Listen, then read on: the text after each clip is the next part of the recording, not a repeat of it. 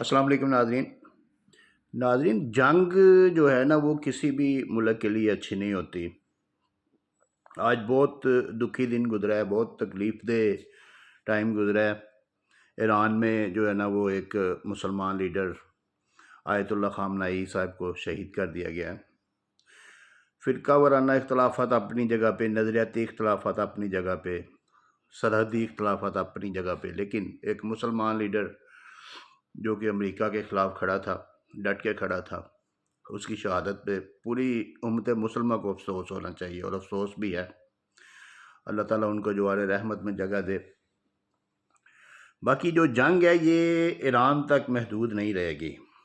جو میرا نظریہ ہے وہ یہی ہے کہ یہ ایران تک محدود نہیں رہے گی، کیونکہ اسرائیل نے اس وقت افغانستان کے ساتھ، اور انڈیا نے جو افغانستان کے ساتھ جو اس کی حمایت میں، ہمدردی میں بیانات دیے ہیں، اور پاکستان کو ایک اپنے ہی ہمسائے کے ساتھ جنگ میں جھونک دی ہے، کیونکہ افغانستان سے سارے دہشت گرد جو ہے نا وہ دہشت گردوں کے اڈے ہیں وہاں پہ، اور وہاں سے دہشت گرد سارے پاکستان میں آ رہے تھے، تو پاکستان نے اس کے خلاف جوابی کارروائی کی اور ان کے اڈے وغیرہ تباہ کیے ہیں، سارے کافی تباہ کیے ہیں، اور ان کی چیک پوسٹیں بھی جو ہے نا وہ کیپچر کی ہیں۔ لیکن جنگ تو جنگ ہی ہے۔ افغانوں کو ہم نے دیکھا ہے کہ وہ رشیا کے ساتھ کتنے سال لڑے ہیں، امریکہ کے ساتھ کتنے سال لڑے ہیں، وہ گوریلا وار جانتے ہیں، گوریلا وار لڑتے ہیں۔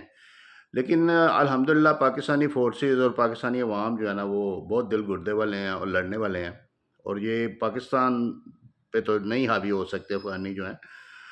لیکن جو بلوچستان میں جو دہشت گرد تنظیمیں ہیں جو بلوچستان کو علیحدہ کرنا چاہتی ہیں اور گریٹر بلوچستان بنانا چاہتی ہیں، اس میں کچھ ایران کے علاقے، بلوچوں کے علاقے، کچھ افغانستان کے بلوچوں کے علاقے، پاکستان میں کچھ بلوچوں کے علاقے، وہ ملا کے، اور اس کو بھی اسرائیل جو ہے نا سپورٹ کر رہا ہے۔ تو جب اسرائیل اس کو سپورٹ کر رہا ہے تو پھر امریکہ اس کو کیسے سپورٹ نہیں کرے گا؟ تو یہ جو پاکستان کی تعریفیں کر رہا ہے یہ صرف اور صرف ڈرامے بازی ہے۔